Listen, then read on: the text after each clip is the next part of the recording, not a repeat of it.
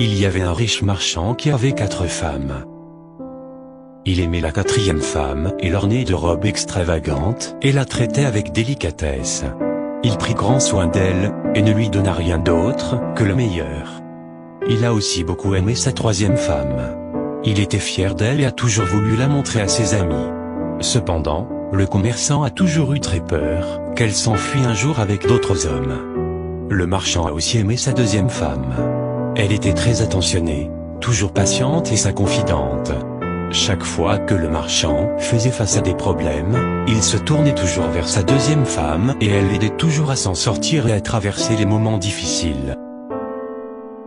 La première épouse du marchand est une partenaire très loyale et a fait de grandes contributions dans le maintien de la fortune et des affaires de son mari, ainsi que prendre soin de la maison. Cependant, le marchand n'aimait pas la première femme, et bien qu'elle l'aimait profondément, il ne la remarquait guère. La fin arriva. Un jour, le marchand est tombé malade. Peu de temps après, il savait qu'il allait bientôt mourir. Il pensa à sa vie luxueuse et se dit: maintenant j'ai 4 femmes avec moi. Mais quand je mourrai, je serai seul. Je serai vraiment seul. Ainsi, il a demandé à la 4e femme: je t'ai le plus aimé, je t'ai offert les meilleurs vêtements et j'ai pris grand soin de toi. Maintenant que je suis en train de mourir, est-ce que tu me suivras et me tiendras compagnie? Pas question, répliqua la 4e femme, et elle s'éloigna sans un mot de plus. La réponse était comme un couteau aiguisé dans le cœur du marchand. Le marchand triste a alors demandé à la 3e épouse: je t'ai tellement aimé pendant toute ma vie. Maintenant que je suis en train de mourir, est-ce que tu me suivras et me tiendras compagnie? Non, répondit la 3e femme. La vie est si belle ici. Je vais me remarier quand tu mourras. Le cœur du marchand fondit de tristesse.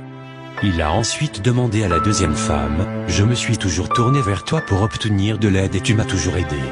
Maintenant, j'ai encore besoin de ton aide. Quand je mourrai, veux-tu me suivre et me tenir compagnie? Je suis désolé, je ne peux pas t'aider cette fois, répliqua la 2e femme. Tout au plus, je ne peux que t'envoyer dans ta tombe. La réponse tomba comme un coup de tonnerre et le marchand fut dévasté. Puis une voix criait: je pars avec toi. Je te suivrai peu importe où tu iras. Le marchand leva les yeux et il y avait sa première femme. Elle était si maigre, presque comme si elle souffrait de malnutrition.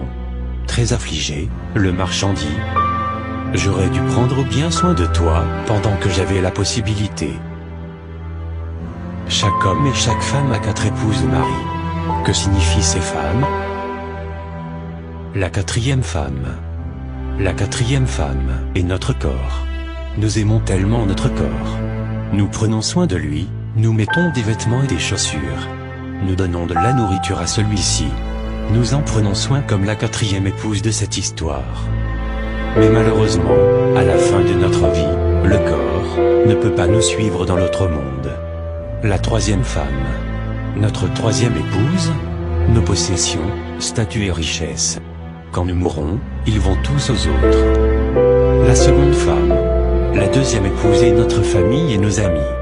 Peu importe à quel point ils étaient là pour nous quand nous sommes en vie, le plus loin qu'ils puissent rester près de nous est jusqu'à notre tombe. La première femme. La première épouse est en fait notre âme, souvent négligée dans notre quête de la matière, de la richesse et du plaisir sensuel. Une histoire à nous faire méditer sur nos priorités, une invitation à nourrir son âme avant son corps, de vivre toujours avec l'idée que nous serons seuls après notre mort, et que malgré les richesses que nous aurons accumulées, l'important est d'avoir une belle existence, d'avoir laissé une bonne trace, une leçon de vie. Merci de liker cette vidéo. Merci de partager cette information autour de vous.